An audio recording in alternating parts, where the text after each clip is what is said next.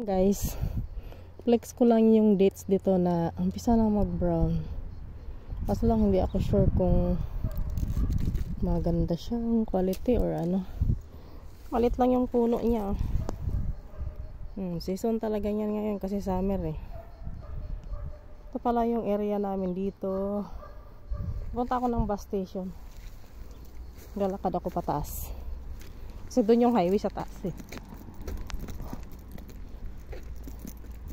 Yung kalsada dito. Ganyan pa din. Parang may mga araruhan. Diba? Doon tayo sa taas, akit doon. Para magantay ng bus sa puntang city. 2 rides tayo ngayon. Kasi hindi po pwedeng 1 ride lang.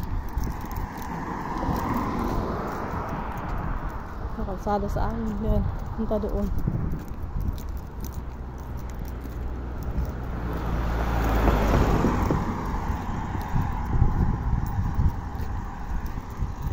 Lakad tayo. Ayan. Kaya sa hapon pwede kang sumilong dyan sa mga puno-puno. Problema dito. Kahit maglakad kang mag-isa dito, walang makikialam sa'yo. Mas matakot ka sa mga ibang lahi kaysa taga rito. Ang taga rito walang pakialam talaga sa mga tao. Yung makikialam dito at saka diskriminasyon kapwa natin. Real talk yan. Hindi nawawala yan. Lalo na ngayon linggo, daming marites ngayon, tumpukan. Alam na kung saan.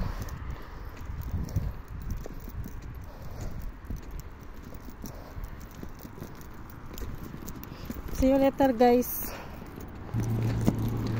Medyo mainit pa po, pero hindi na ganun kainit na talagang nung August na sobrang init na alas 8, alas 9 paso yung balat mo.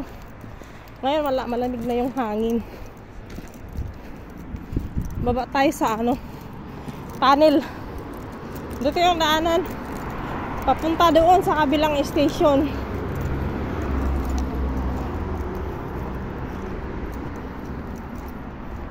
Hindi ka naman pwedeng tumawid sa sa may mismong highway kasi nga bawal. Masagasaan ka pa.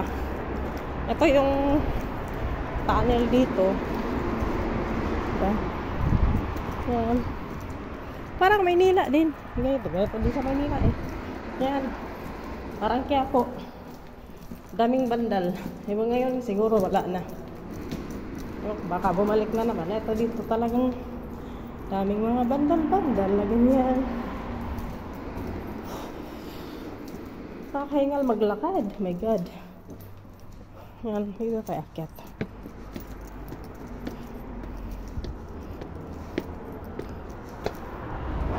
Diok muna tayo. Wala. Nabusan ako ng bagoong char. Ito tayong Asian store.